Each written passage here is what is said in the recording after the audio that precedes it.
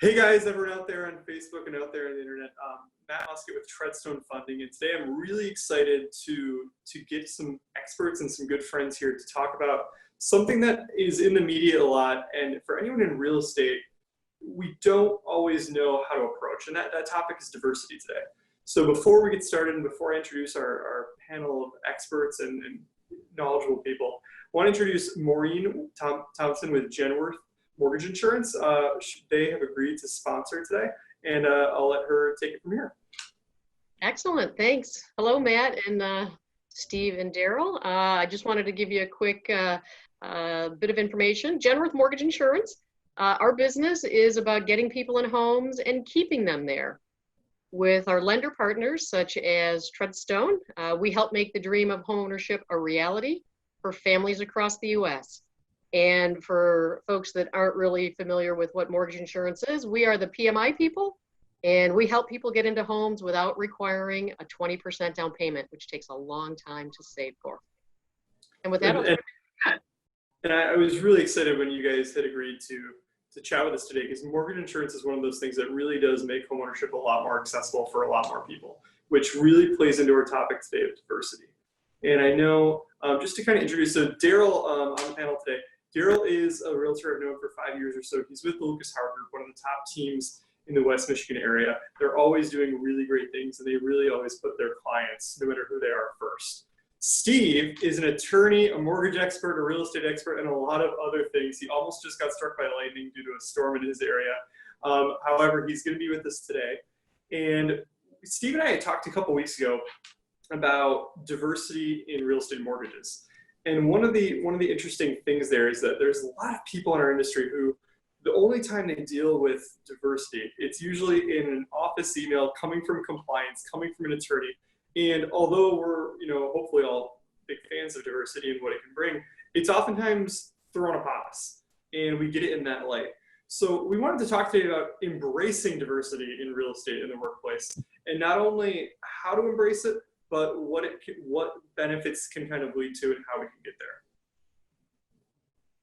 Well, Matt, thank you for having me today, number one, and it's nice to be with everybody on the call.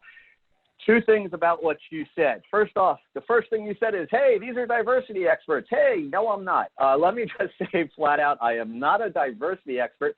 I am somebody who cares. I'm somebody who's been in the industry and I think has some practical ways of working with diversity and seeing the benefits of it, but I'm not sure that I would necessarily go as far as to call me an expert.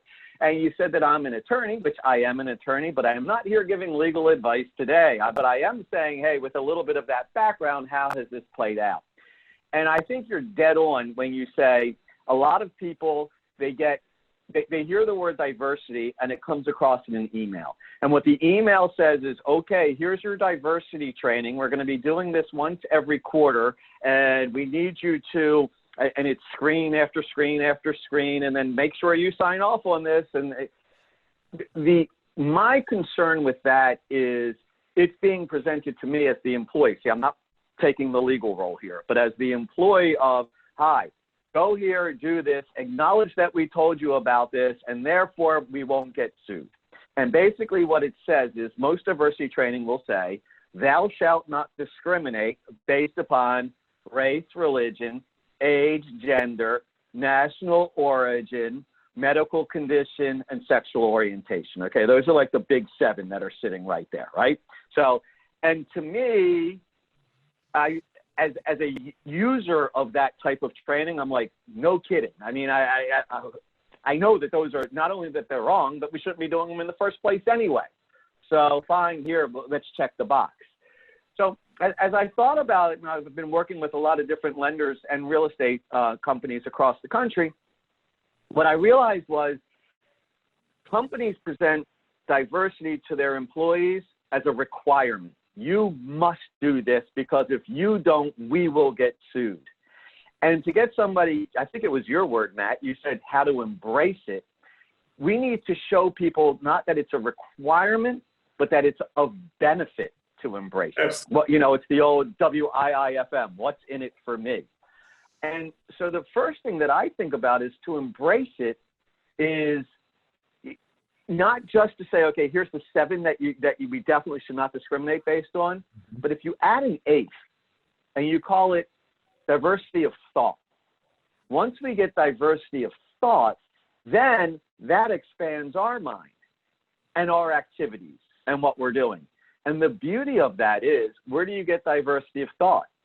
You talk to somebody of a different race, religion, age, gender, national origin, medical condition, or sexual orientation, right? Because we all see our world through our own lens. But the minute we hear from somebody that has a different lens than us, one of those 7 categories, our mind opens up. It can change our entire business internally and externally. Anecdotally, I had some guy. Okay, did you want to say something, Matt? Well, I was just going to say, I mean, I think something you just said there that is huge is that it's really about the mindset, right?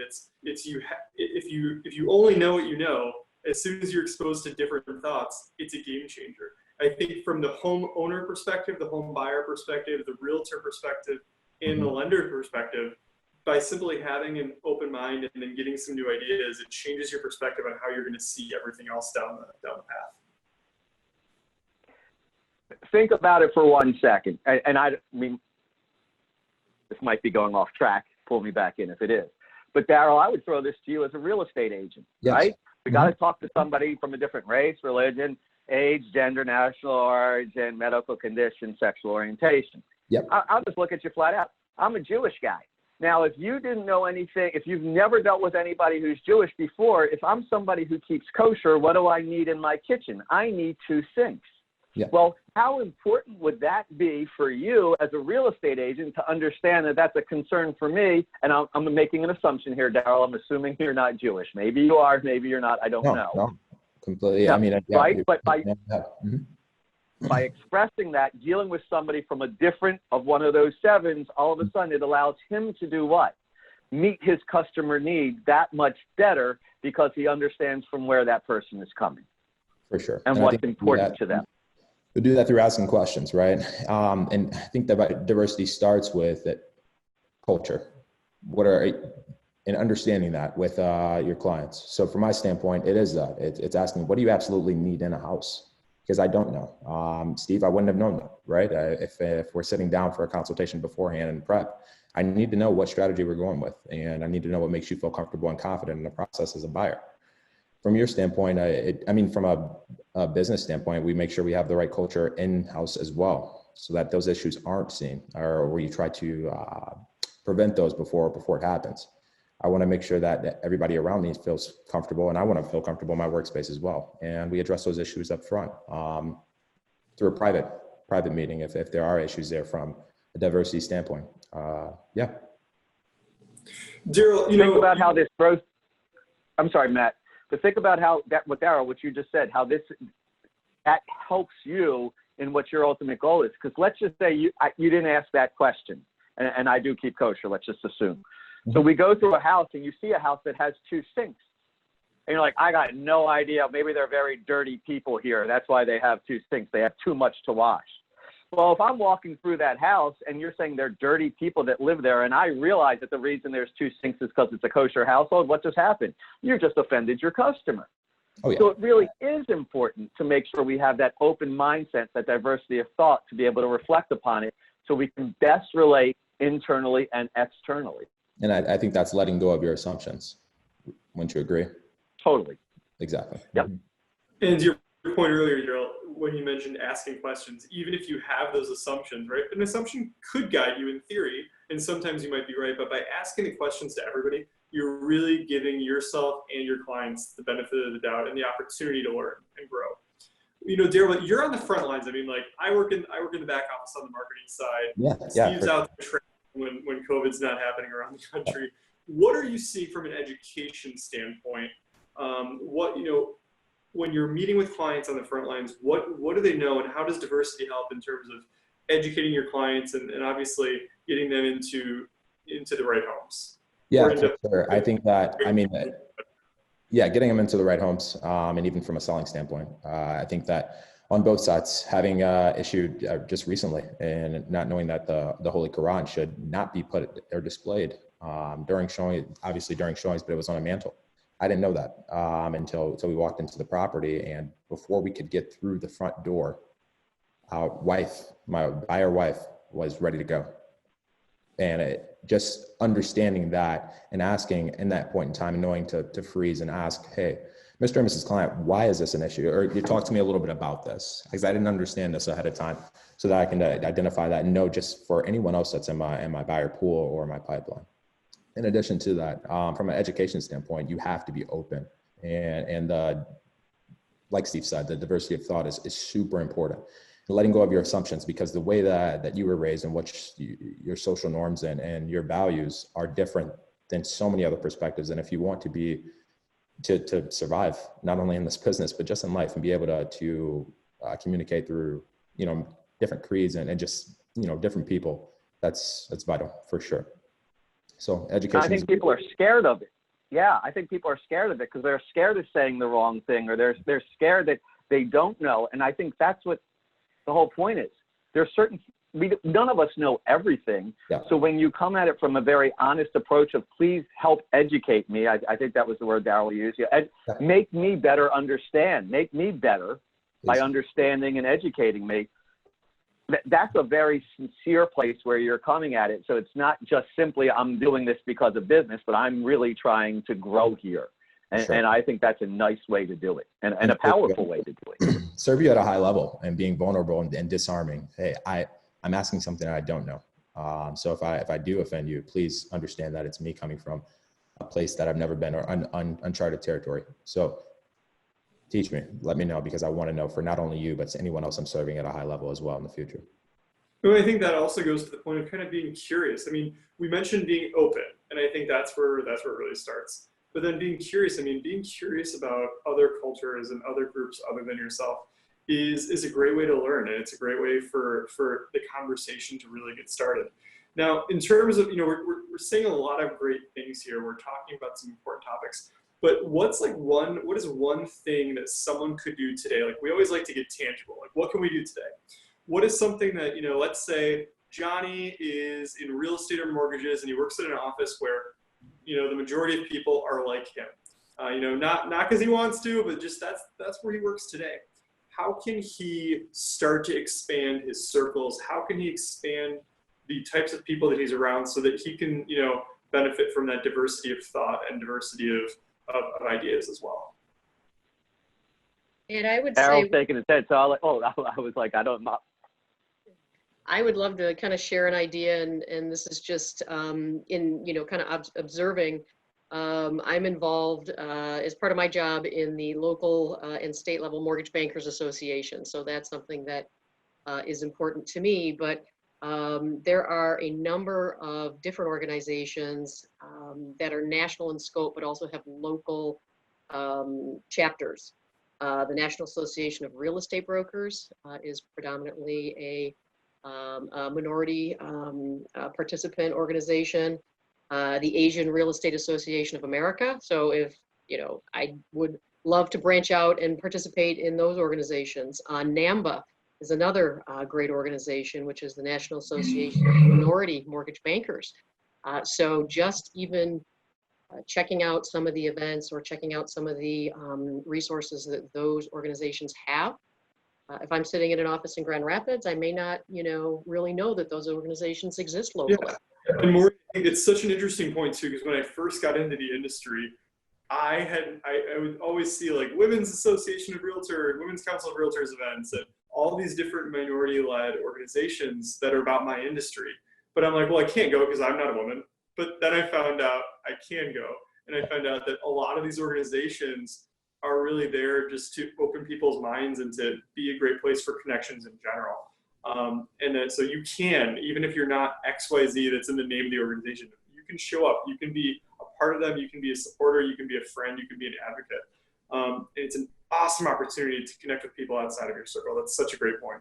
Yeah, totally agree. And also sharing that with other folks in your industry as well, because not everyone, just like you, they don't know either. So being able to share that in an open platform, letting other people know your experiences in this organization will create some diversity there as well. And one other thing I always think about when it comes to diversity, before he died, I sat through a really interesting talk that Anthony Bourdain gave. And he talked about the fact that no matter what your beliefs are, no matter what your background is, food is kind of like that great divide, right? You can sit down and enjoy a great meal no matter who cooks it, no matter where it's from. And it helps you connect with the people that made it, the people that are the proprietors. So, why not go to a restaurant that's in a different part of town? And why not check out what they have to offer? Talk to the other guests that are there. Talk to the owners. Talk to your waitstaff. Learn about why they started it, why they did it, why they eat there, why they patronize there. It's such a great way to just see culture from a different perspective while doing something that, as humans, we have to do a couple times a day anyways. That's interesting because Maureen was talking about the different associations. And when I look at this panel, she's bringing up, but the one that I've actually worked a lot with is NAREP, National Association of Hispanic Real Estate Professionals. And no one on our panel happens to be Hispanic. So therefore what? That was the one that we ended up not actually mentioning. So that's the whole point.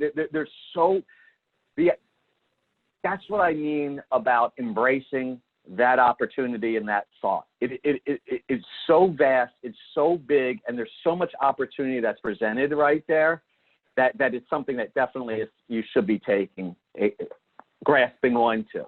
Yeah. But I come back to Matt, and you said, how practically, how do we do this? Well, within the actual workplace, I'm not just talking customers at this point, but one way to get the diversity is within our own workplace, and then that can branch out into the customer face. We hear, and it's a bit of a legal term, is disparate impact. And I'm not sure if everybody knows what disparate impact is, but disparate impact basically says we're going to create a rule or we're going to do something, and we unintentionally had a negative impact on one of those protected 7 groups that we just talked about. So let's go back in U.S. history. The only people who can vote are property owners, right? We all heard that when we were going through high school or whatever. I guess it's middle school now. When I went through, it was junior high school. But the only people that can vote are property owners, right? Well, that had an impact, even though that seems fair on its face that it would not discriminate against any certain group. Well, guess what? Who were property owners? White men. So by doing it that way, it had a disparate or an unfair, unintended impact on those other groups. And I think that's a very commonly accepted and known thing that's out there right now. But what I'm watching is something that's a little bit different. It's called disparate selection. And when you look, it's got the same disparate word that's right there. So it's unfair, yet unintended, yet unfair. So what is disparate selection? So Maureen comes into my office and I say, Maureen, we're looking for somebody who does this, a loan officer, And I happen to know Maureen. And Maureen goes, yeah, and oh, I see you have something on the back wall right there, and you play golf. Oh, I play golf too. Do you play golf? Maureen plays golf. And do you happen to know so-and-so? Oh, I happen to know. Do you see what just happened? I just bonded with that person unintentionally. And now when it comes to should I select her or somebody else, what's going to happen? There's a better chance that I'm going to end up selecting her. And what did I do? I did not expand into the Hispanic realm or into one of the other areas that's sitting right there. So that's what I mean by disparate selection. We tend to, and you had said it at one point, Matt, we tend to be around the people that are most like us. And that's why you said we should go to other restaurants that are outside that we usually don't go to. Same concept when it comes to hiring, because we look in somebody and we go, oh my God, they're just like me. I think when people ask me, I mean, I'm looking at the rest. Well, I'm looking at certain people on this screen. Maureen and I think we're in a different age group than some of the other people that are on this screen. So on these screens. So hey, I'm you and I said. So I get the question a lot of times, hey, do you know so-and-so? Yes, I do. They just became CEO of this company, or they just became sales manager. They just got this new position at their job. Do you think they will be good? And I always say, I'll tell you if I think they're going to be good in 60 days. And they say, why? What happens in 60 days? I said, I want to see who they surround themselves with. If they surround themselves with everybody that's exactly like them and think, diversity of thought, and think exactly like them, I'm going to tell you, I don't think we have a very good leader there, because that's a person who's looking for a yes man or a yes woman. If they surround themselves with people who present and have different backgrounds, have greater diversity, and come at it from those other approaches, this person's going to be a whole lot more well-rounded and be able to understand the reality of what's before them. So that's what I look at disparate selection a lot of times in addition to disparate impact for that very reason. So what does that look like, Steve? I mean, just out of curiosity, when you say that, what does that look like from, who are they surrounding themselves with, and where does that pool come from? Because even then, it is pretty challenging for an individual who does get that position to find others that may come from a different background. Well, let's just take the classic example of the white men's network on the golf course. Mm-hmm. Hey, what happened? I worked my deal out on the golf course. Who did I work it with? People that I already know, that I play golf with, who do what? Represent the same type of group that I'm at. So legally, I'm not getting into that. I don't know we're not getting the ramifications, but I find if you are cognizant that we all have that tendency to see what's in front of us, instead of exploring those other opportunities that we didn't necessarily consider through diversity, we'll be better at what we are. So I'm not saying legally say no business on the golf course. What I'm saying is that's one of your options, but have you considered the other areas where you could have met people to take it into a different direction? I get it. Does that make sense? Yeah, totally. So, one of the things I get in real estate marketing all the time is every realtor and lender I meet wants to know what's the next big thing. They want to know what's the next big thing in marketing, what's the next big thing in housing and the economy, etc. And I think one of the messages I'm really getting from this call and from listening to Daryl and Steve and Maureen and everything that I'm hearing is that whatever that next big idea is, it's not going to come if every place and everyone you're looking for these ideas from is just like you. The next big thing is going to come when you immerse yourself in a different group, when you expose yourself to new ideas. All of a sudden, you're going to realize that the next big thing already exists somewhere else.